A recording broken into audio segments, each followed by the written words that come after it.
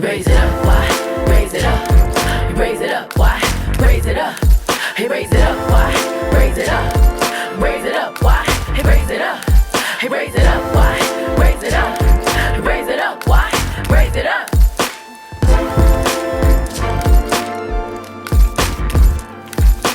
North side, raise it up. South side, raise it up. East side, raise it up. West side, raise it up. Raise it up, raise it up, raise it up, raise it up, raise it up. North side, raise it up. South side, raise it up. East side, raise it up. The west side, raise it up. Raise it up, raise it up, raise it up. Hey loves, hey loves, hey loves. I am Wyann Vaughn, also known as Y, and this is Raise It Up, Y, the podcast. We are coming to you, streaming to you live if you're listening to us on the last Thursday of the month in June 2019. And this is episode 6. We call this About the Author. If you are looking at us on YouTube, then number one, hello, because you can actually see us. But then number two, I also want you guys to know that we are in our sister location again at Creative Studios LA. That's at Creative Studios LA on all platforms for social media. And I have some guests with me. I have two little Negroes, two little black people.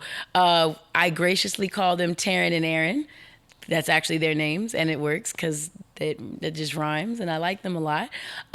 You're going to hear from them in just a moment, but today is going to be a little bit of a special episode because while I have my Terren and my Erin right here with me, they're going to be helping you all get to know a little more about the author. Who's the author?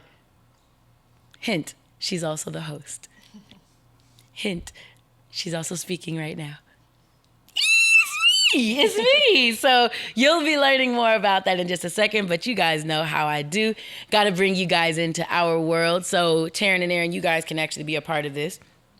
In bringing my listeners into my world, what I have them to do is be present in the moment. And in the world of therapy, because you guys know I'm the trained therapist too, in the world of therapy, we call that grounding. So what I have you guys do, and you guys are going to do it, you just sit back. If you're driving, keep your eyes open. If you are listening anywhere else, go ahead and close your eyes. Get comfy wherever you are. Because in the world of grounding, what we're doing is becoming present in where we are right now.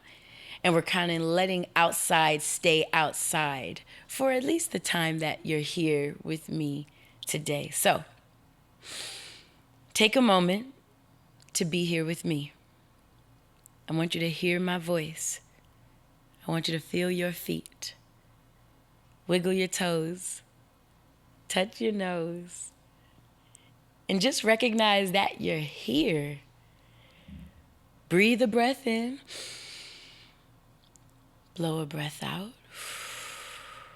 Again, in through your nose. And out through your mouth. Take a moment to own this miracle called life. That you're breathing and winning just by living this life. Just by spending this time with my voice right now. You're investing into your betterment. Sit with that. Feel proud. And welcome.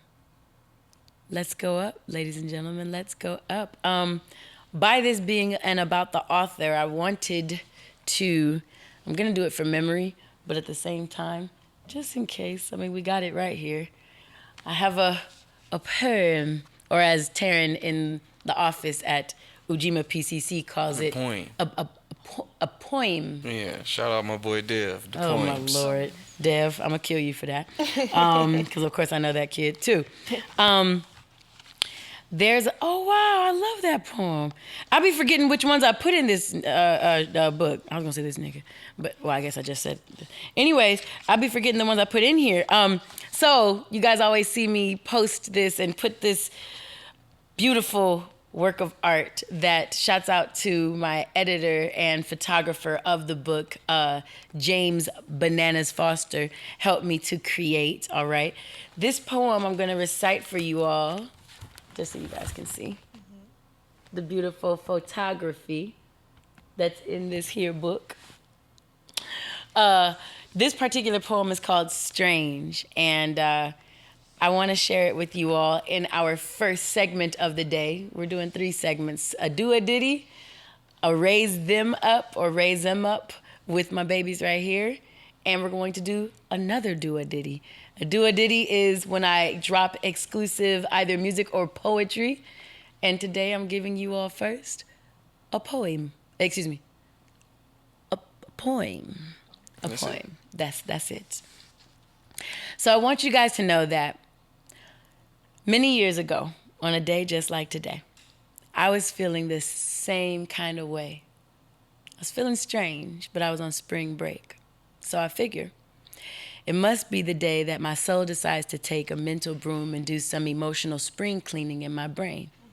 It's strange how emotions come from our brains and not our hearts.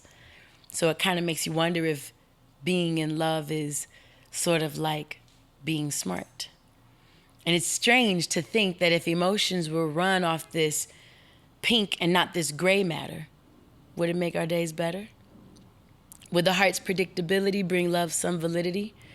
Would its actuality bring love would its symmetricality bring love some actuality so that less fallacy would exist in our usage of it? So that I may sleep soundly knowing at night, all right, he and I, we feel exactly alike.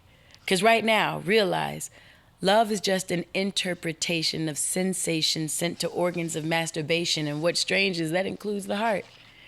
When wooed, it starts to beat rapidly like feet of athletes at track meets, it races, and it sends blood to faces and places normally arid become wet. Others normally flaccid become erect. And what gets confusing is lust and love do the exact same things to our bodies. And oddly enough, the contrast is just how much time it takes for this eruption to bust and how that time was spent prior and such. So strange, but baby, whoever you may be, if you love me, whatever love means, don't let an erection be the greatest expression of your affection for me. Instead of telling me you love me, why not tell me you think of me? Because to me, loving me means that you think of me so frequently, you practically dream of me while you're seeing me. Loving me is verbally crossing seas and mentally chilling in the breeze. I'm talking Venus meets Achilles. That's nearly impeccable love. Not just sexual love, deep intellectual love. Like Nat Cole, unforgettable love. And that's strange. Ooh-wee, y'all gotta do a diddy. Say you wanna go, just let me flow. Do a diddy, do. Okay, you already knew where I was. Without further ado, I would like to introduce my babies. And day 4 is going to tell me if I do this correctly. And I don't care because it didn't fall, so I feel proud. These two, this is the Get 'em Raised section and segment of the podcast. Like I said in the intro, I have 2 wonderful, beautiful, awesome, no 2 other in my experience of teaching. And I've been teaching since I was 23. I'm 37. So I got 14 years of teaching under my belt, and I don't know anybody like these 2 beautiful individuals that I got with me today. Look, even the light, let there be it. Yeah. Everybody on Spotify and Apple Podcasts, all this banter is doing nothing for you. But if you are watching on YouTube, you will see that even the light came out for these 2 little nigglets that I got here with me. These are my babies. I love them dearly. One is Terren Erin, and the other is Erin Vaughn. Y'all clap it up for yourselves. Give you a little clap. Real quick, I hate black people. I gotta be honest with you. I just want you to know. Not all black people, but really the 2 right here on the couch with me. But it's hate because I love them too much. But Terren Erin is my twin at the job. there's a test. I call it a IMBD, and I know that's not correct. DMBI. No, I know, but that's not the real word of it. It's something that Gina Lopez. Say it again. MBTI. Myers-Briggs. Myers-Briggs. Thank yes. you. Okay. What are you calling it? The movie database? The MBTI, MBTI. It's an in-between. It's in between. So that he and I are the exact same. We are ENTPs. We are extroverts in whatever that is. Intuition. Intuition. We're thinkers. And we're perceivers. Okay, I'll take that. If we're not, we're proctors. It's something like that. I don't know. Get fuck. I don't care.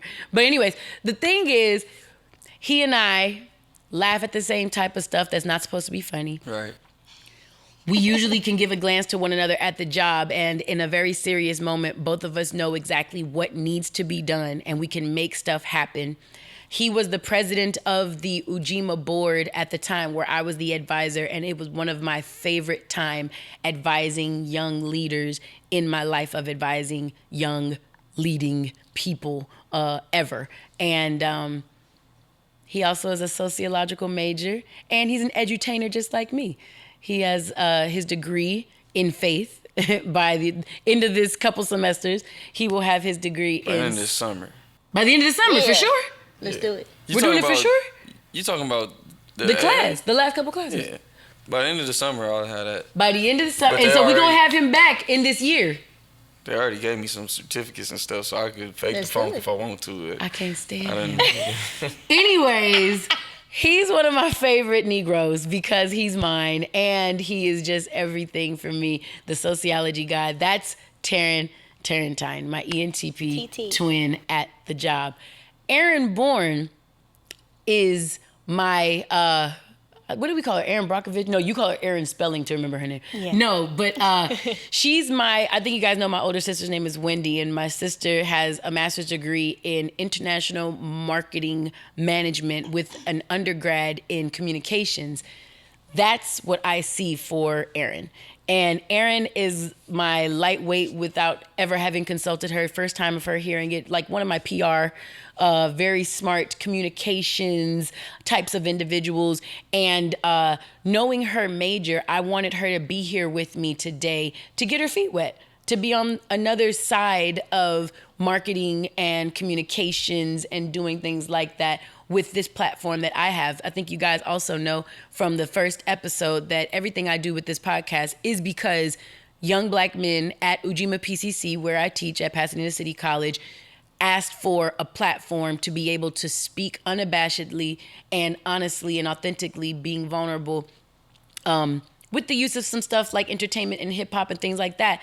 And I took that idea and went with that to individuals like moguls of my friends that I know in the music industry and got huge amounts of support. So bringing in Erin and Terren is basically a manifestation, like a culmination of what the premise was for this particular podcast at all, for this entire thing. Erin in particular, I want her here with us because I use this platform to market all of the other sides of me. And because she's a marketer and a PR individual, PR stands for public relations? Yes, ma'am. And a public relations person and communications and things like that, I wanted her here. I have a lot of other students who also will be involved in this podcast. But when I thought about pioneers, these two have been with me since I've been at the college, to my knowledge. Since beginning. Since I've been at the college, yeah. And that's no knock to them and their hustle and what they're doing. They both have wonderful life stories that they could tell you if you guys hit them up, because we're going to have their social media. Yeah. Chris Cadenhead, our producer, make sure in post we have their social media under here. Y'all can talk to them and and you know, be inspired by these individuals. But I wanted you guys to know how much I think of my babies at my college, and why I think it's important to have them here with me today. They know me very, very well. I think they've seen a lot of different phases of Wyann in the last 6 years.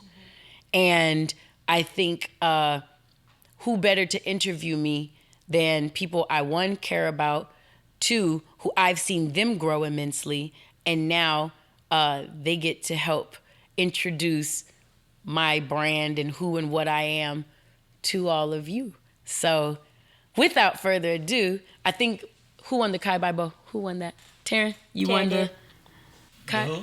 Kai by Bo, Negro. Y'all know it as rock, papers, and scissors. I've known it as Kai by Bo since I was about 7. Miss Forbes class, 2nd grade. Holla if you hear me, shouts out. Cerritos Elementary. Thank you. Oh, yeah. Yeah. Just lean back. Look. Oh, so the mic. Okay, cool. Yes. Hello, Michael. Hello, Mike. Let's start off with, what exactly do you do Where? in the industry?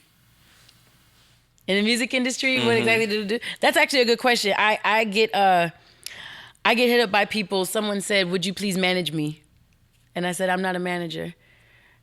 Someone else saw my pictures with a bunch of whoever is on my social media, and then they I think it was okay. So they saw a bunch of the pharmacy pics and stuff like that. So they're seeing like all these hip hop heads, and then they started seeing me with all of y'all. I think it was a graduation some years back or whatever, and they said, "Excuse me, what do you do?" Like they didn't get it. Like they were like, what is this? Like, what is your thing? Like, who are you? So what do I do in this industry? I am a hip hop artist who doesn't rap. I am a singer, a songwriter, and a poet. I'm an author. I'm an edutainer. I am a professional mentor for individuals. That one's new because people kept asking. Just like people asked for the podcast, I've had people at 1500 Sound Academy. They're like, "Hey, so can you just help guide my path?" And I'm like, "Well, I help you guys. You know, we guide your classes so that we know what you're going to be to get the sociology degree or to get the communication certificate degree." So knowing that I can guide that, I'm like, "Do you want me to do that?" Like, yeah, but more. Like, do what you do when you teach your sound creators classes, but just to me. I was like, "Can I get back to you on that?" They're like, "Yes, please charge me what you feel is fit." So I'm calling it professional mentoring. Why not? I'm not mad at that. I ain't mad at it either. I'm not mad at So, that at all. yeah, I don't manage though. Yeah, just for the record. I don't know why anybody would come across your Instagram and I think I was a manager. take that vibe in the first place. Yeah. I don't have no YGs under me. I don't have no little young artists. Like, You know. I don't. You know. Yeah, no. Yeah, that's why I God didn't bless say her. it. No, like Her. Yeah, God bless but them. that's all that's what I do. That's what I do. I'm a lot in the industry, in the music industry. Well, you said something about edutainer. What, like? yeah. Can you expound on that edutainer? Because it's not in the dictionary. It's I guess yet. not. Yeah. Not yet. So when I was first starting at the college, back in 2013, I used to hashtag my shit with the West Coast Ninth Wonder. Because I would see Ninth doing his thing on the East Coast. And at the time, he had just started doing, or had just put out rather, a documentary about him teaching at Harvard. But he's also a Grammy Award-winning hip-hop producer. Right. So in my head, that image is what I says, okay, that's what is going to happen right in my world on the West, sort of a thing. But that's the image of an edutainer. An edutainer, I guess, would be an educator who entertains or an entertainer who educates while they do it. It's kind of like you're blurring the lines. Me personally, and I don't know, you've been in my classes. I don't think you were my actual student, but you came to some of my classes. My whole thing would be, I want to show young, growing minds, especially creatives like you in your head, like, you know, you play drums and do other stuff or whatever. So sometimes school isn't captivating. It feels hella boring. Right. And it's like, okay, so wait, still come to class, biology, right, I need this, right, history, okay, I need this, you know what I'm saying? Like you're looking for the thing that keeps you there. I wanted to show kids the cool side of educated. I wanted to show young minds the cool side. So being an edutainer for me at Pasadena City College and in the Ujima program, I wanted to show like you can pursue your dreams in music. You can go out, do your thing, and still catch all these pieces of paper that make a lot of green paper chase me. Right. You understand? I wanted to be able to show people that, so much so to the point where, the last class in my master's degree, that class was you guys remember the Ujima mentoring program? Yes. I'm gonna bring it back for you guys too, but for the kids, the Ujima mentoring program and 1500 Sound Academy, that entire school, the same framework, visions, mission statements, goals, objectives, putting things together, organizing how you want your thing to be, came from the same paper in my master's program. Wow. Out of my graduate work. So if I didn't have that education, we couldn't evolve the entertainment side like we've been doing.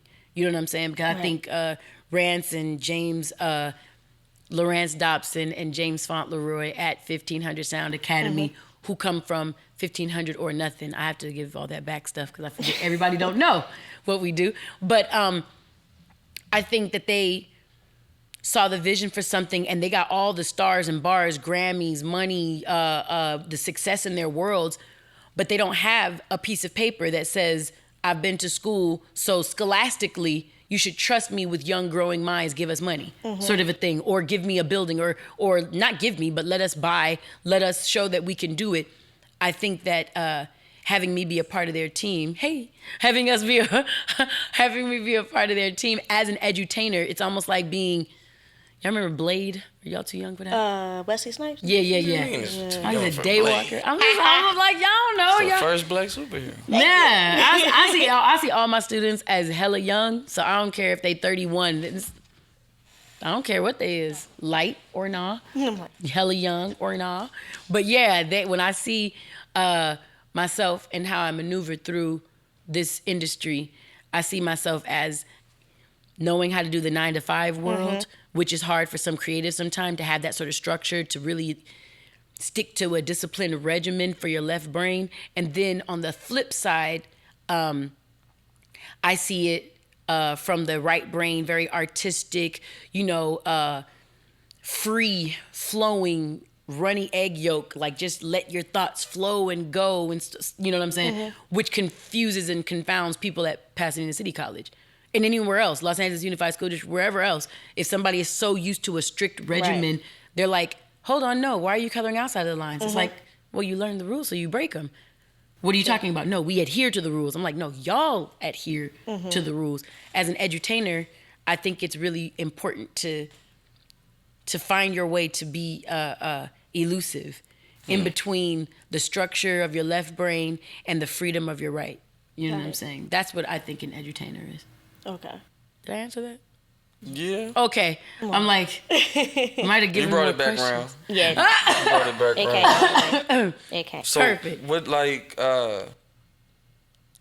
what do you teach in the scholastic realm? Because I'm sure it's easier to be an edutainer in like the school of 1500 or nothing, because that's kind of what that's built for. But how do you bring that into what subjects do you teach, and then how do you bring that edutainer side into that? Into the right, because you visited my classes, but you never were in none of those classes at the college, right? Right. Okay.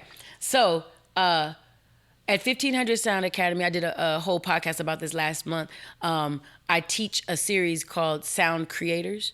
And what I do is I help creative people recognize how sound their sound is. Of course, it's a play on words. So the soundness, which means the oneness, the balance, the authenticity of your sound, which is the noise that you emit, right? So I'm looking for the soundness of the sound that you create. That's what we do over there. And we look at that holistically, physically, spiritually, emotionally, and mentally. So that's all what we do at the 1500 Sound Academy. At the college, you guys know I have a degree in, I have a couple, but I have the last one is at MSW, a Master of Social Work. People hear social work, and in order to get that, you have to have the bachelor's. And then you went to Glendale, so you have to have the AAs, but you probably a couple AAs. Yes. Yes. Just educating the folk real quick. But continue.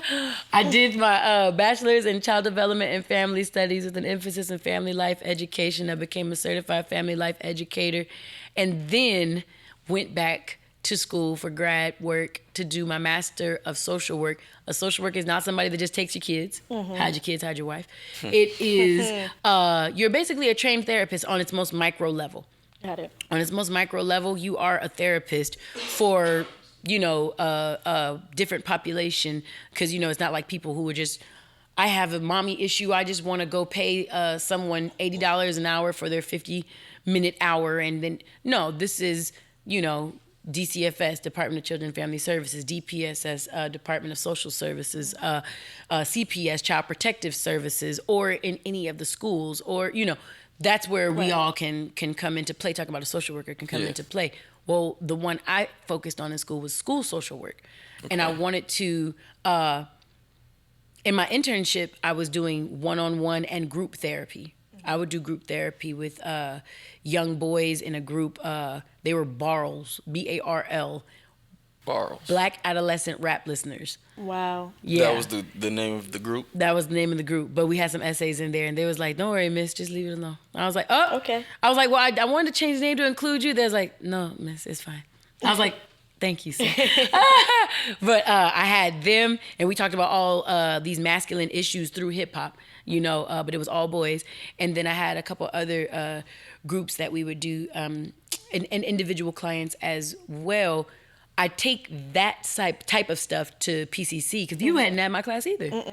Damn. So we learned collegiate study skills in the class called College 1. Susie, you were in my College 1. And you were in my Counseling 12.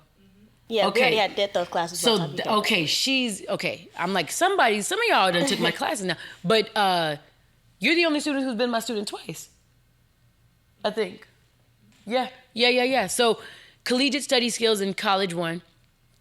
Helping you, if you take this one class, you should know how to study for the rest of your collegiate career, all the way to your post-grad work, PhDs and stuff like that. If you take this one class, College 1, tall task.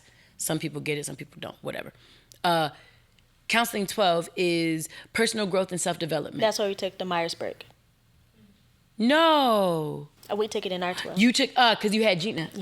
Miss, I always choke on my words when I say Gina because we can't have people call her Gina on the campus. So she's Miss mom Lopez. to me.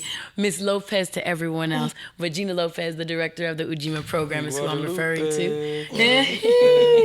But, because they do it now in 17. They do it in career counseling. Career counseling, they'll take that. You know what? I take that back. It was 17. Yeah, 17, right? 12. And the career, but I if didn't you take missed 12. it, you did not? No, I didn't. It's my favorite class to teach. Off. Yeah, I didn't Personal take growth 12. and self-development is my favorite class to teach up there. It's basically like I'm conning a bunch of people who didn't ask for it to take group therapy on its lowest level. Each class kind of determines how deep we get. Got it. And with each lesson, really, how deep we get in each one, sort of a thing. But it's basically doing what I do in Sound Creators without the music. You still, all of this, even this damn podcast, the tagline for this podcast is from OGs, OGs kicking game to real ones only. And the other part of it is we raise you up by way of raising your vibration, your awareness, like self-awareness, and your capacity for love, which is knowledge. You can't love what you don't know. You know what I'm saying? So the more you understand and know about yourself, the more you can be and do for anyone else, including your art, right? So I really made social work and learning about yourself and loving on yourself, I made that stretch to apply to the creative in Sound Creators. Right. That's really what, I didn't even think about it like that. But that's what it's all about. And everything I do on here or everything that we do when we're at Ujima PCC, you're a part of Black Academia, which services and serves rather all of our Black students on the campus and everything with resources and making sure that they get the same fair shake that any other student would have, a part of equity, right? It's all about making sure that you empower the individual because changing the world is an inside job. And that's not from me, that's from AA. We had to work a lot with AA alongside in the social work world. You work with AA, Narcotics Anonymous, NA, all the anonymouses. You know what I'm saying? There's several, but changing the world is an inside job. And if you want to change what you see in the world, put on new lenses. that's only you. Can't nobody else do that for you but you, sort of a thing. So a lot of what we see going, quote unquote, wrong with the world, well, I'm sure all of us have dropped a phone and cracked the screen and different stuff like that, try to take a selfie, and it looks crazy because the lens is cracked. You know what I'm saying? So if you see a cracked world, consider that your lens is cracked, and you might need to either swap out that phone or get a new lens put on that phone so maybe you can see things more clearly again. That's what this podcast, sound creators at 1500 Sound Academy, or any of the classes that I teach at Ujima PCC, my music even, that's what all of my stuff seeks to do. Help you get you in more of your good graces, whatever that looks like, whatever that is. You know what I mean? So. That was good. Well, thank you. I like all that. Yeah? Yeah, I like that. Okay. So also with being an edutainer, teaching both at 1500 Sound as well as teaching at Ujima, you also had a dope gig with Dr. Dre at the pharmacy. Yeah. So how did that come about, and what was that experience like working with Dr. Dre? Dre is dope. That's kind of self-explanatory. Dre is dope. Working with Dre is no walk in the park.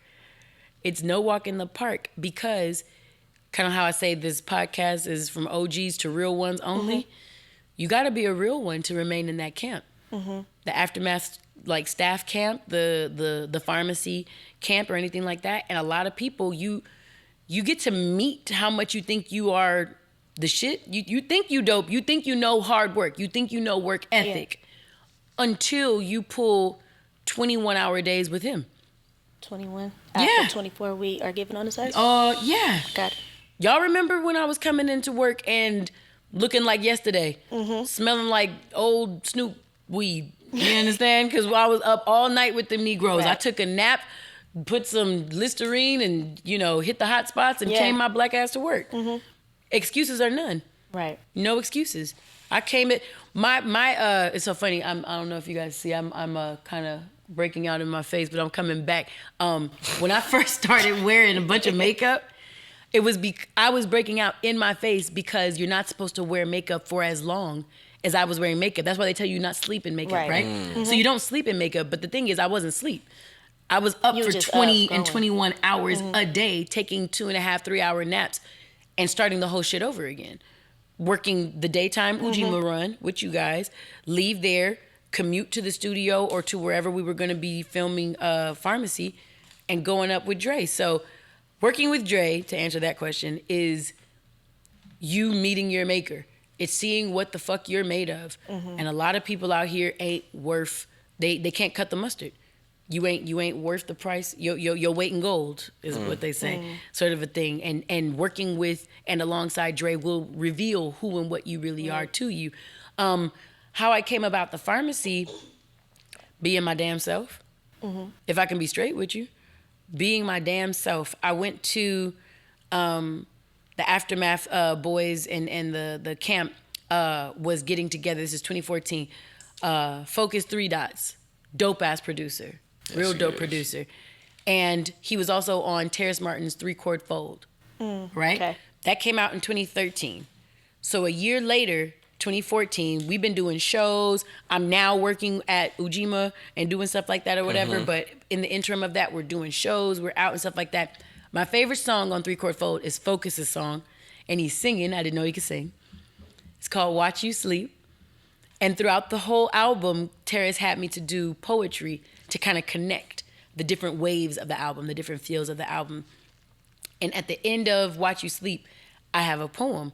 A poem. Thank you. Thank you. I almost got cussed out. But so here I'm doing a poem at the end of Watch You Sleep, and it's always been my favorite thing. So I see Focus on Instagram, and I say, bro, my favorite freaking song on 3-Chord Fold is your song. I'm so honored that I even got to put a poem on the back of that. Like, thank you for just being you, nigga. I love you. He said, sis, I'm back in LA. Where you at? He had moved to ATL. He had moved down to Atlanta. I said, you in LA? He said, I'm back. Where you at? I'm like, dude, it's 11 p.m. I'm like, it's late, so you probably can't meet up tonight. He was like, man, we got off Instagram. He texted me. He said, nigga, if you don't pull up right now. I was like, But it's late. Little do I know, 11 o'clock is when Dre and all them start working. Wow. Yeah. So I get down over there, and on the first day, I meet Ty Cannon, the Aftermath A&R, the first one that they had at the time that I was with them. Now they have another one named Pender. Shouts out to the squad and this fellow. But so as they all are in the studio, I'm there giving Focus a hug. I just said I want to give my boy a hug. I give my boy a hug. I meet Ty. This is a Monday night. Hey, what you doing after this? I said, man, I gotta go. This is 2, 3 a.m. I gotta go to the gym because I was more on it, just a little bit more. I'll get back. Anyway, I gotta go to the gym and I gotta go my ass to sleep because I gotta be with my kids in the morning. I told him about y'all. I told him about Ujima. He was like, wow, that's dope. All right. Well, hey, if you ain't doing nothing, come back tomorrow after you get off work. It's nothing. Here's a Tuesday. I get back up there.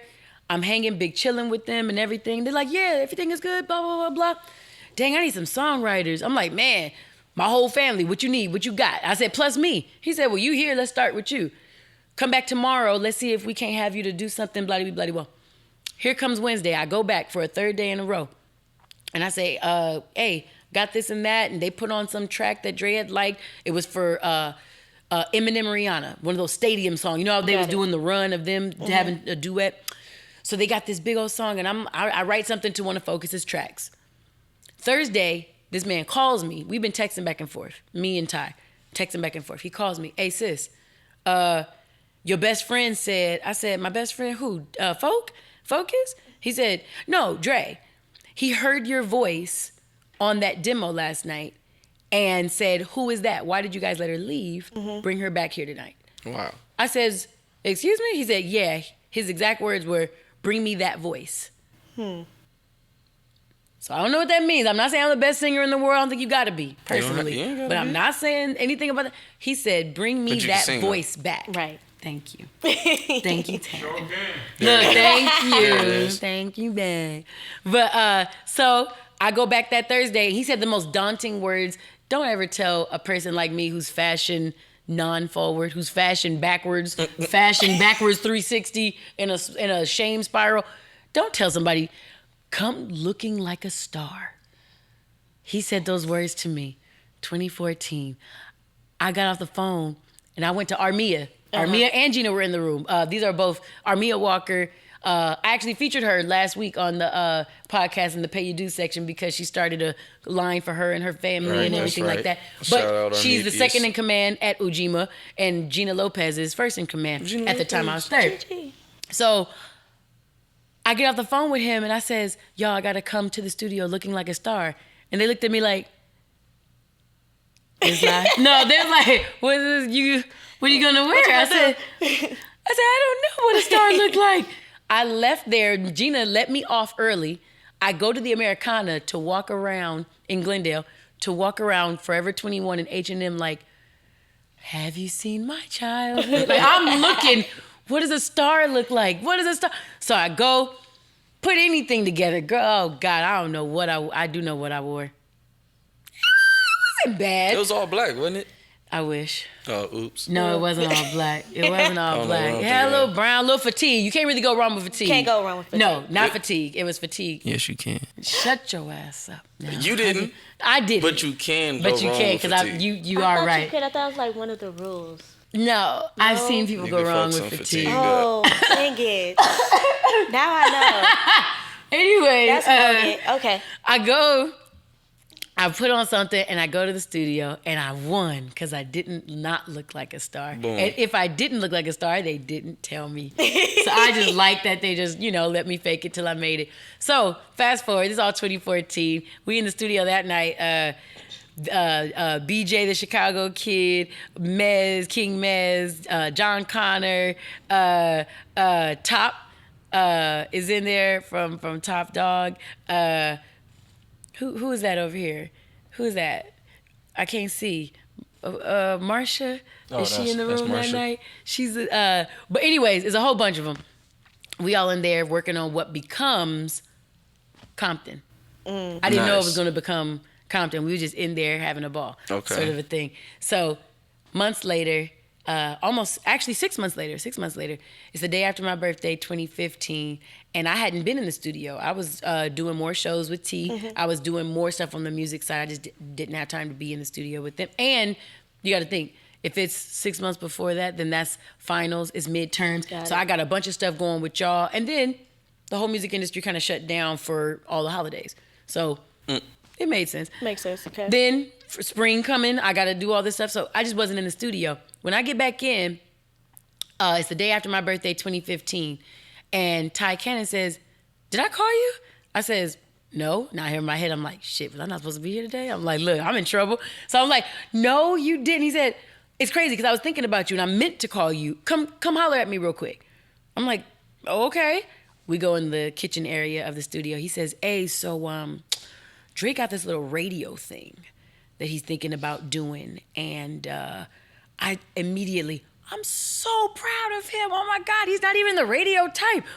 What is he doing with it? He's like, man, he just, he just kind of doing it. We don't really know what it's going to be, but what, you down to help? I said, I'll research everybody. I'll do anything y'all need. What y'all want? He's like, yeah, because he's thinking about some female voice on the radio. I says, shit, you got Angie Martinez, you got Lala, you got this and that. I'm like thinking about all these people. I said, I'll do some more research though. I'll do more research on ladies that sound good on the radio and blah, blah, blah. And shoot, it could be whatever. Let's go. Mm-hmm. He said, Wyann, just go back in the studio and tell him that you're down with the radio thing. So I go back in the studio, I wait, because this night, Game is in there, and we're hearing what is going to become the documentary 2.0, and then 2.5. Yeah. So we sit in there, and when he get done banging the music real loud, I said, hey, I'm down with this little radio thing. He said, you fucks with it? I said, I fucks with it. Like, I'm down to help. Any way you want me to help. I'm not thinking that you saying all this time, good, so just go ahead, fill out some paperwork, you're going to be on it. I'm saying I'm down to help. I'm lovely at being an assistant, and I don't ever need the glory. I just like helping my boys do their thing, period. Next thing I know, that was April 14th, 2015. Friday, April 24, 2015, we are shooting. He's like, yeah, come camera ready. I'm like, for help? For me to help you? You need me to come camera ready? Still hadn't gotten it. It's just all over your head at this point. Bruh, you got to think, it's still spring. So it's midterms. I'm thinking about, there's so much other stuff going on in my world, so I'm not thinking about what he's talking about. Mm-hmm. I get down there and I see all the cameras, and it looked like this damn near. It looked like, with more light. But it looked like this, and it looks like all these people. And then Pooh is there, and then them joints and folk, and my baby, Just Us is what he ends up going by. But all these... everybody's in there, all this Aftermath people and blah, blah. I'm like, why is it so turned in here? Mm-hmm. What are we? They're like, yeah, we're going to film the first episode. I'm like, I don't see the female. Me, I get it. Ha, ha, ha. Just Incredible, and everybody else is in there. So I was like, oh, I get it now. I'm on the show. That's how that whole thing came about. Just me, like I say, me being me, wanting to help, being just somebody that's in the room, desiring to be. I'm not singing every time. I've been in the studio sometime, you get people come in the room, and every time there's like silence, like this right here, hear somebody in the back. Doo-ba-doo-doo-doo-doo-doo-doo-doo. And you're like, wait, what are you? And somebody's just trying to get noticed. Clout chasing. Listen. Serious. I was in the studio session. You did it. And it was, I was just like there visiting. Yeah. But it was a couple of prominent individuals. We was actually just kind of talking about them, but I'm not going to, just because. Yeah. So some chick walks in and she's dressed to the nines. So she's dressed. And she go, mind you, they working on the beat. No. No. Then she come with words. No. And everybody, the engineer, everybody said. No. Immediately. And so I know how important it is, the fact that you Just you come. know your place. Just be a part of the vibe, man. And yeah, 'Cause that was they'll grab gonna be the phone. Naturally. spin off question is how important is it to be yourself? Because you have so many females, also males, who come in with the same style, same sound, and it's like, Yep. okay, what's different about you? What sets you apart? So obviously, you answered most part of it. You came in being yourself is what landed Absolutely. the job. Absolutely. Is that important to know in life in general Yeah. going Yeah. forward? Being yourself. What? Not to quote Drake, but to quote Drake, she live in a mindset that I can never move to. Until you find yourself, it's impossible to lose you. Because you never had you. And that's exactly the thing. I think some people today, in today's day and age, they literally carbon copies of people because they do not know. Right. They wouldn't know themselves if their reflection bit them. Literally. They would not know who they were different from another person because literally in this industry climate that we're in. You guys were at the hip hop forum. We did a hip hop forum on the last Thursday of February this year. And I asked the panel, DJ Pooh, Lorance Dobson, Yo-Yo, and Terrace Martin, how important is it in today's climate in the hip hop world, in the music industry? How important is it to have your own sound? Mind you, that was a selfish question because I teach sound creators. I just wanted to kind of test the waters and see what they said. And I got really decorative and informative answers from 3 of the 4 on the panel. DJ Pooh said, though, and what I think the reason that his response rang true with me is because it's something that I already perceived in today's climate. He said, Wyann, how important is it to have your own sound in today's day and age? Not very. In today's day and age, how important is it for you as an artist to have your own sound? It's not important at all. That's because a shame. I mean, isn't that true? That is true. To an extent, yeah. I can't tell you which of these young people, these little fill in the blank. When we were talking about the club. We talked about that at club. I'm like, why do I feel like we you just said missed this? that one. You weren't at the no, you're there on Mondays. It was It was Tuesday. like the baby, little baby. Y'all was having me to give me a whole bunch of Baby tutorials. I like the baby five. I like the baby, and he got hands because he's Little not fill in the Just blank, like- little Yachty. Little Look. hey, fill in the blank. Little yatch. Fill in the blank. All I know is it's almost like the reason why y'all know me on campus, and I'm a counselor. Right. And you know, to work at Pasadena City College, all you need is a master's degree and favor, basically. I mean, we can get deeper, but the really surface, extra'd out version of it. That's what it is. You need a master's degree and really to know 3 and 4 people in the right places. I say that because you go in the L building where all the counselors are, everybody look a certain way. Everybody got on really pleasant, non-offensive colors. They all look very cookie cutter in the corporate world. The women, might wear slacks and a two-piece. a two-piece that together. goes together or whatever, little kitty heels and different stuff like that. Their hair is very, moderate, conservative and things like that. And then you see Miss Y come in on the campus. I don't know if you guys walk over to the L building with me a lot. Do you know how often I get stopped and said, can you can't come? They can't What do you let need? know. Because they think I'm a student. Right. They think I'm one of the kids. I don't fit in with how I look over there, and I love it because I'm not y'all. And I don't want y'all to accidentally mistake me for one of y'all. But I can tell you, if you see somebody walk in the quad, from what they're wearing and how they walk and their demeanor, you know whether they work at PCC or if they're a student there. You guys can pretty much assume at the very least, because you don't have a lot of people coming in suits or like jeans with the blazer on top just to go to class. You don't see that a lot. Right. But you'll see that out of the counselors, right? I feel like the same way I purposely don't look like counselors because I know I'm not just a counselor on that campus. It's the same way I think it's important not to look like whatever this cookie cutter image of being a young new rapper is. Some face tats, couple dreads, little, just a couple, figure it out. You know what I'm saying? Not Coolio, but it's Just couple dreads, yeah. just figure it out. Some facial tats or just extra tatted out. Don't talk about much. Gucci belt. There you go. Give Loafers. somebody's belt, whatever. And I swear, I walk right past all that. I don't even understand it. You know what I'm saying? Like that's not the point to and for me. You know what I'm saying? But I don't say any of what I'm saying to speak negatively. I'm telling you what my eyes see. And I think everybody else with eyes sees the same thing. But in hip hop now, if you give your opinion, you're hating.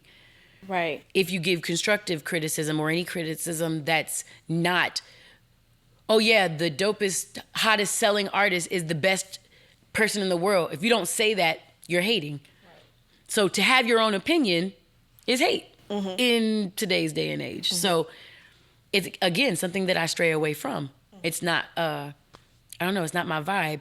And for me personally, when it comes to, being a sound creator or not that this is a sound creation, you just asked about the individuality in the market and having your own individuality. Having your individuality is not important, it's imperative. It's the only way that you're going to survive all of this, because all this muck that's happening right now, like oatmeal, everything that looks alike, sounds alike, smacks alike, does whatever alike, same lingo, everything. There's a day and age for it. Exactly. And you know it because yesteryear, you guys could tell me what that looked like back in a couple years ago, a decade ago. Y'all can tell me what was the oatmeal of that time. You see what I'm saying? Well, there's a space for oatmeal. There is. I made oatmeal the other day. I just bought some. I just had some this morning.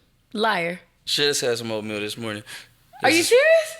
See what I'm saying? I swear you. There's I a haven't space had for some oatmeal. Let me tell you There's something. something It's the about first oatmeal. time I had oatmeal in 2019. Wow. And that's okay. I just had oatmeal because it was a taste. So I agree with you. You know- There is a space for oatmeal. There is a space. But when you have oatmeal every single day, Nah. Yeah, that's I did different. at one point, but my life wasn't going good. I'm about to say, you got thick. You got thick little bit. fast. I was like, You you had a got lot a of A flavor. little bit. But It's crazy because maybe a week ago we were talking about the quote.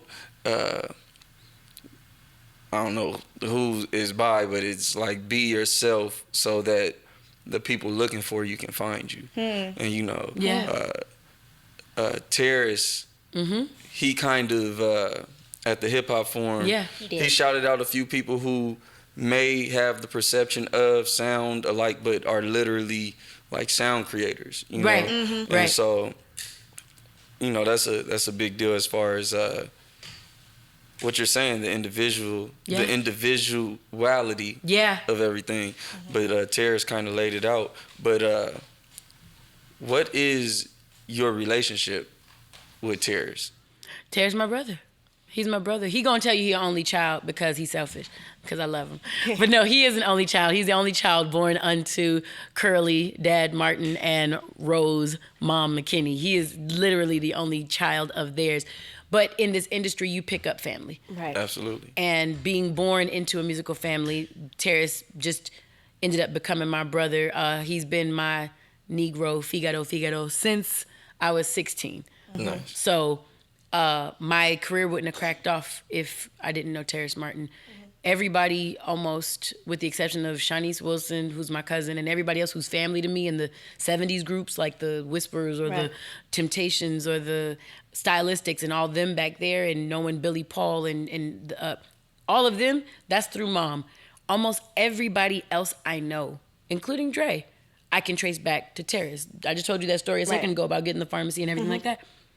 If we hadn't done 3-chord fold, if Terrace hadn't invited me into his world to do 3-chord fold, I wouldn't have hit up Focus a year later to say, hey, I love what you did on the album. For him to say, come to the studio, for me to eventually not only work with Dre on Compton and everything like that, but to also be a part of the pharmacy for the funnest 3 years of my life. You know what I'm saying? Nice. So Terrace Martin is my brother, my ace, my homeboy, and that's who helps me out. He's also the former formulators roundup of the poly seeds, and Nice. so we also had that in 2017 and stuff.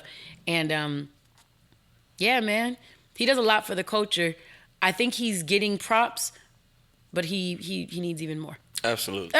He deserves even more because he's not like the rest. He's phenomenal. He is not. Yeah. Yeah, kind of exceptional. I have a question for y'all real quick. And he Can I get drops game. He drops I was hella just about game. to say the way at the hip-hop Terrace forum. talks. Oh Yeah. gosh, yes. But go ahead. And watch some of his lives too, because sometimes he'll just for be sure. random somewhere, and he just start dropping game. He Him just and, start him and dropping Battle game. Cat. Man, Them is the lives to Cat. go to.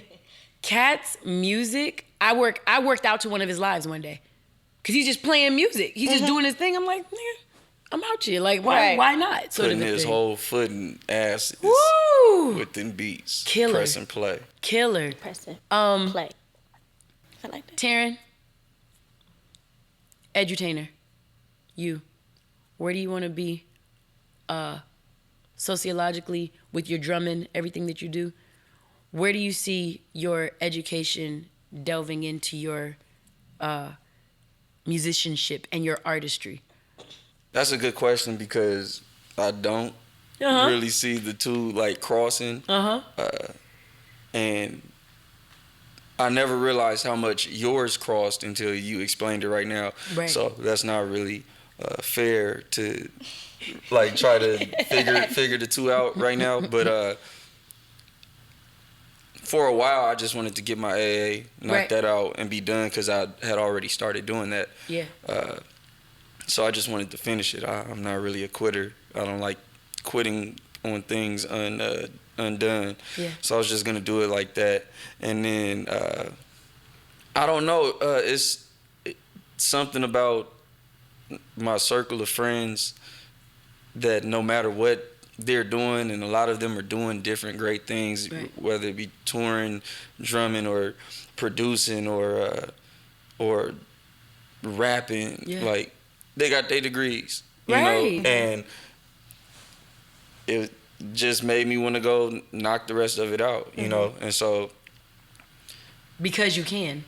because I can, you know, Literally can. and like And I've I'm seen lazy. your grades, but hey, I'm lazy. That's my problem. to the world, I saw your grades. You weren't in the room that particular day this is some years back, and I looked up your transcripts, and I said, "Oh, I'm gonna strangle him." Ha ha! With the light, I'm literally gonna strangle him because you say insightful stuff. You be playing sometimes, whatever, but you actually say insightful stuff. And Real dope stuff, yeah. I've literally seen students tell me, well, really, I just wait for what Terren gonna do, and then I do. That's funny. I've literally had students tell me that, young black men tell me they wait for your lead, and this is when you weren't president. This is just you being you on that campus. So I think, just food for thought, take that stuff that you learned and sociological implications for music, the reason that you can listen to Pimp a Butterfly, and you can gain more from it because you're up here with your stuff. You're not just listening as a fan. You can listen intellectually and take more messaging from it that will push the culture forward. It'll push you forward as a black man, as a person who's gonna love on a woman and make children one day and do whatever you gonna do. You understand? Lord have mercy. I'm a Why am love. I even I'm a telling love this for nigga? sure. But anyways, you're going to be one day out on the road drumming somewhere, and your leadership qualities and what you know about how people work in systems sociologically, that's gonna come up. Well, Trust. I think I think one way or another, I use everything in my life to sharpen the other areas Smart. of my life. And so with sociology being so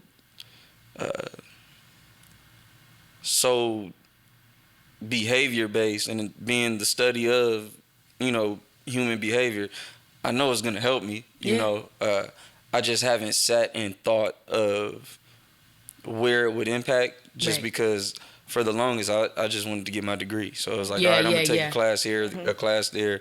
I'm going to go take some drumming gigs. I'm going to take a class here, class there.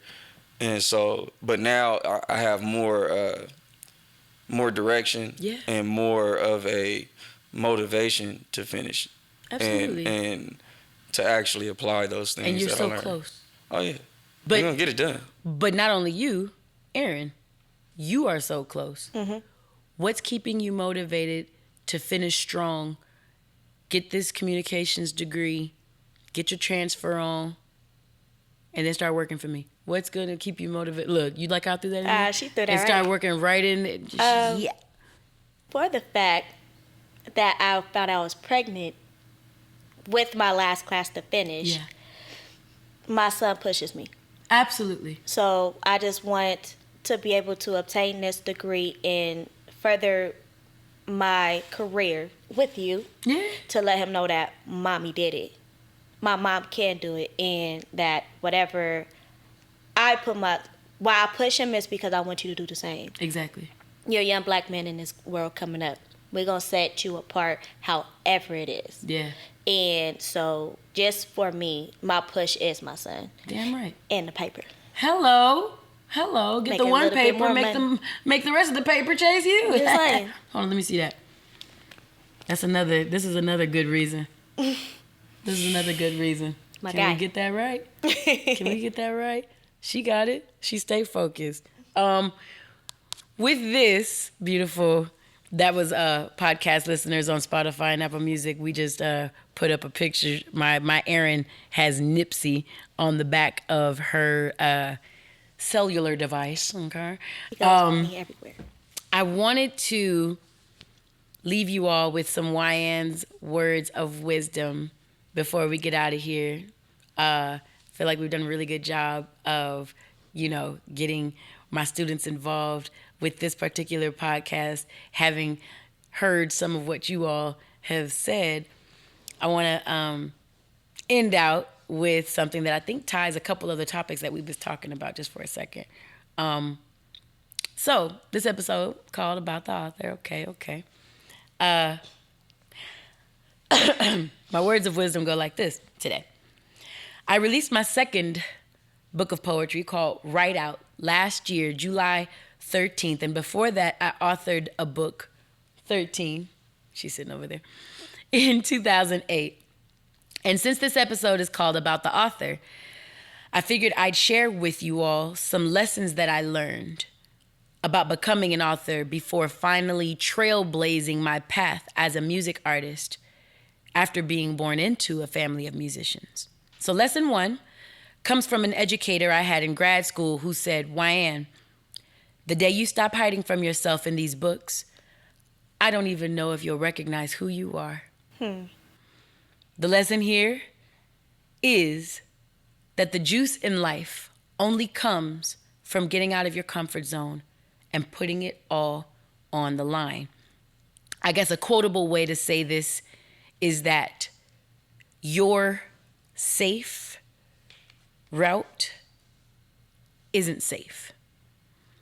I don't know if y'all saw that graduation address from back in the day Jim Carrey gave. And he shunned playing life safely because even your safe route can fail. So if even your safe route can fail, why not go for what you want out of life? And if you don't know about that, then please go look it up. But that taught me to really take what you're doing in the moment and go for what you believe in, like 1,000%. I say that because I taught math at a time when Obama had put out a national call for more math and English instructors. Ironically, Wendy, my sister, was team teaching with me and she taught English. And when I tell you that Los Angeles Unified School District's wonderful board unanimously voted to end adult education, it was the biggest layoff and the first of its kind in Los Angeles Unified School District. You want to talk about having a safe job? being a math or an English teacher at a time where people were trying to look for more. Mm-hmm. And we got the can from the second largest doggone district in the nation. Shit. That did something to me. It drove my field instructor's message home. Stop hiding in these books, Wyanna. And I say that in my grandmother's voice because she's the one that calls me Wyanna. That's not my real name for people on Instagram. Just want you guys to know. As a result of that, I give you lesson 2. Stop working for mofos that don't believe in you or the work you do. That school board told us we were being laid off Valentine's Day 2012, and we were to report for work all the way until the fiscal year was over, which was June 30. We were supposed to come, give our all, remain punctual, and inspired every day. To which my response was, nigga, please. What you gonna do, fire me? Yeah, that They still wanted quality assurance out of 250,000 employees that were about to get the boot. Good luck with that. This is a sentiment I carried into the music industry. I've never worked with or for any music entity that I did not feel believed in me or my value. That's why I appear on so much work with the same people or similar camps. I'm not letting people pimp my butterfly. And that's an analogy I likened to myself way before I was on that album, To Pimp a Butterfly by Kendrick. By authoring poetry, the one side of my artistry that I completely believed in, I stepped boldly and deeply into the direction of my dreams, where music felt convoluted with snakes and backbiters, naysayers, and energy suckers. Poetry felt clean and untapped. I guess Esther or Abraham Hicks would call poetry into music my path of least resistance. I never wanted to be an entrepreneur, but following my heart and my art's desire to self-publish and slaying my books out my trunk like mixtapes in the 80s got me into that self-employed lifestyle real quick. My third and final lesson comes from recognizing that pushing my rhymes like weight wasn't about to pay off my car. Keep a day job to make your dreams work. I say this to all the broken, struggling artists who compromise their sound to make a quick buck off music, and then you're irrelevant in 6 months looking for a spot on Love and Hip Hop like J. Cole's 1985 alludes to. I created authentically with my poetry and now my music because I'm not struggling to keep my bills paid. I invested into myself early on in my 20s, got some degrees that ensured that I would make a steady amount of income, and I create in my 30s with a soundness that I know is all my own. This is not to say I don't know how I sounded when I was younger. This is to say that if I came into the industry with no leverage like I would have if I were younger, then I know that I would have to compromise something to get anything close to what I wanted out of my music career. And I wasn't willing to sell my soul or my sound to live in Calabasas and be hot for a couple years. I come from music legends, so I wanted and still want my art to stand up to the test of time, which marks legendary status. I have songs that I wrote at 21 that I can still sing at 37 because the lyrics still apply. When I took a particular song that I'm thinking about to Terrace back in the day, he said, nigga, that shit's dope. So who we gonna give it to?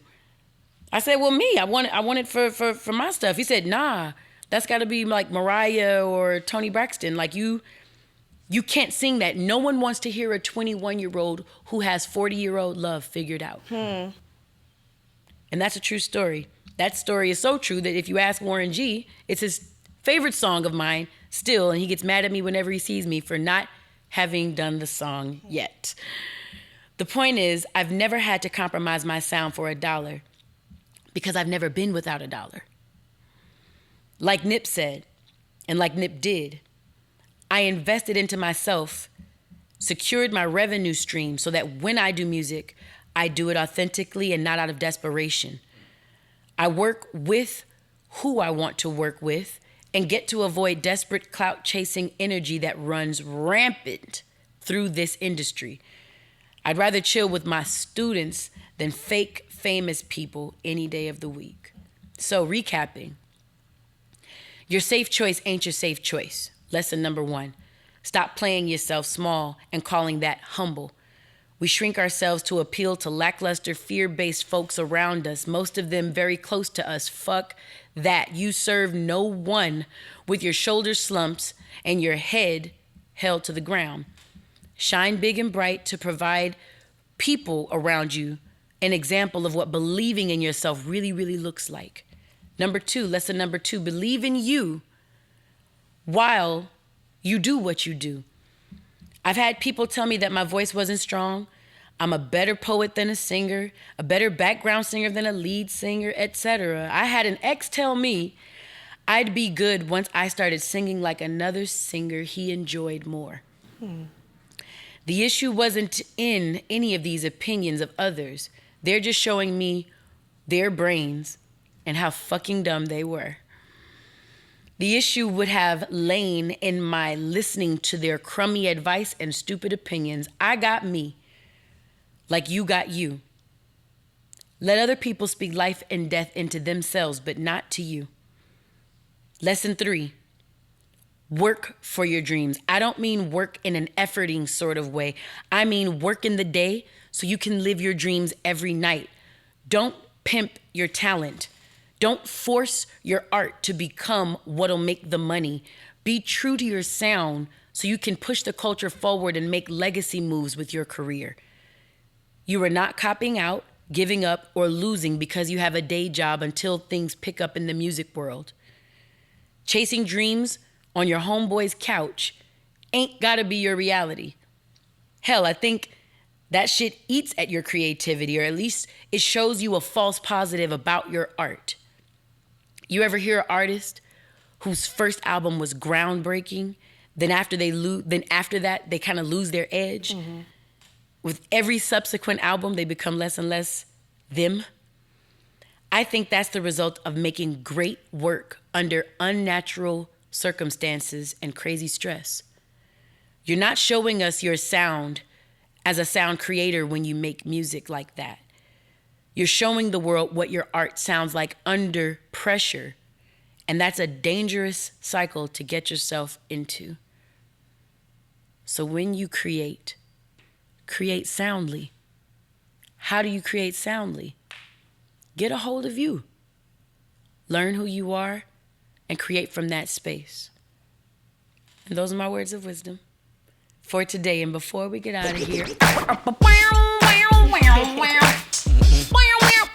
yeah, so we're gonna pay the dues. Let's pay your dues. Oh, okay. We gotta pay your dues. You on the dig? You on the dig me? MXL, we still love you. And we thank you for this beautiful baby that I call Midnight. Terren over there is on the other version of Midnight. I like that one too. Yeah, that one's nice. Wait, you gotta show me the boom, boom, boom. Yeah. Okay. Hey, why am I in the middle? I'm always in the middle. We wanted to make this weird for you personally. Yes, but the BCD1 podcasting Mike from MXL at MXL Mics on Instagram.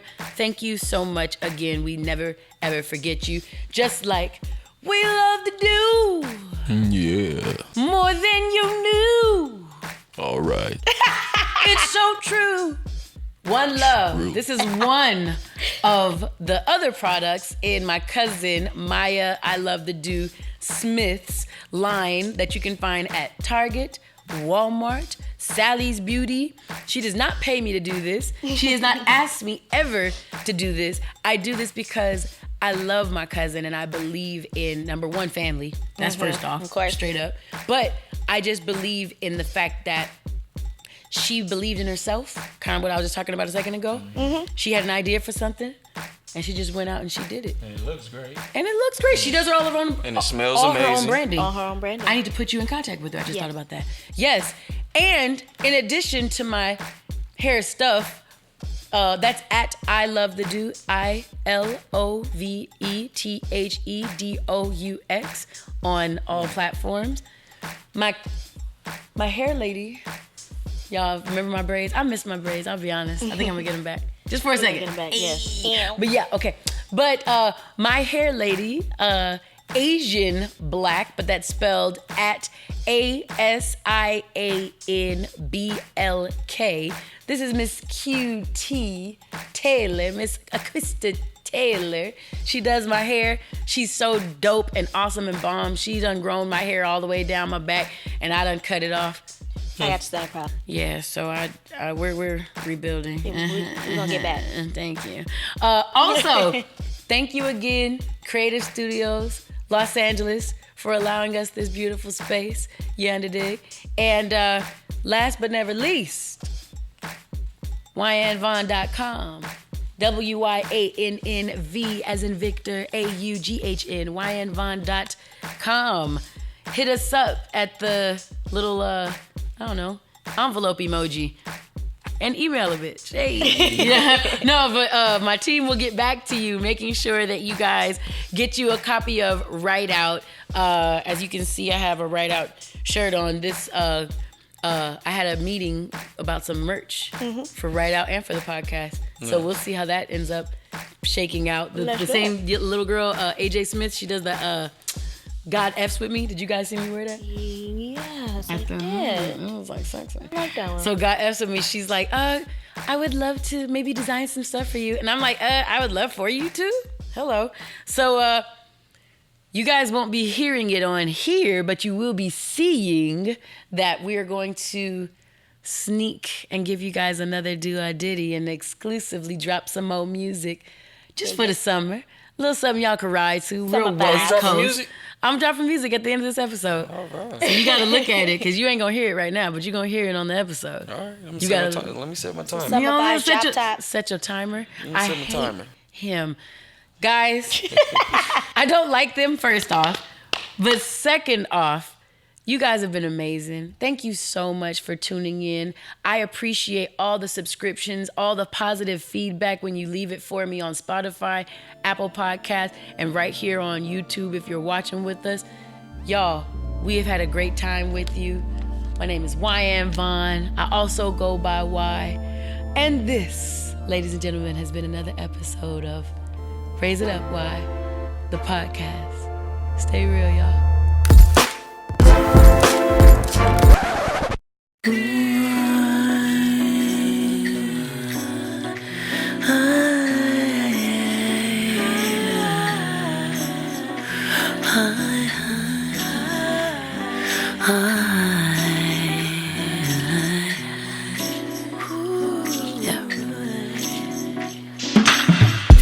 Something to say, I really want ya. Ain't it to play, I'm working on ya. All in your face, I ain't scared, boy. I can really take it there, boy. Fully aware of your get down. You picking up what I put down. Cause I get down. You standing up now, sit down, boy. I'm colder than the game you think you play.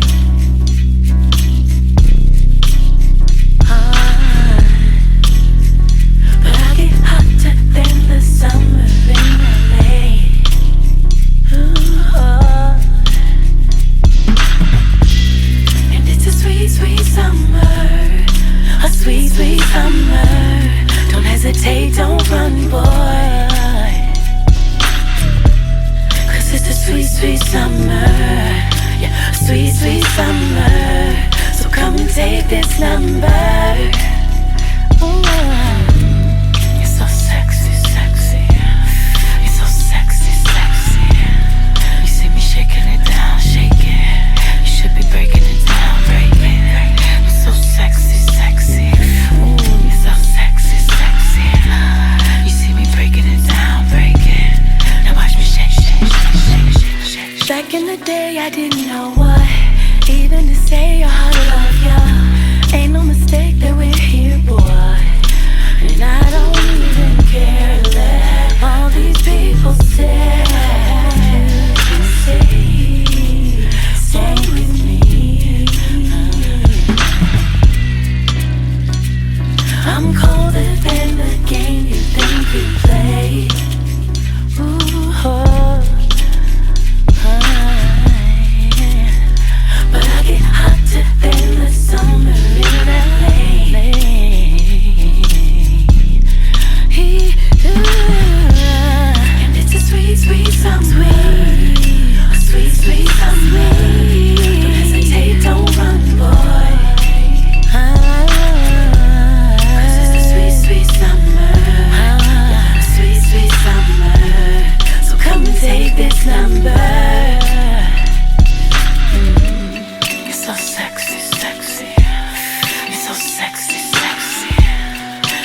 shaking it down, shake it. You should be breaking it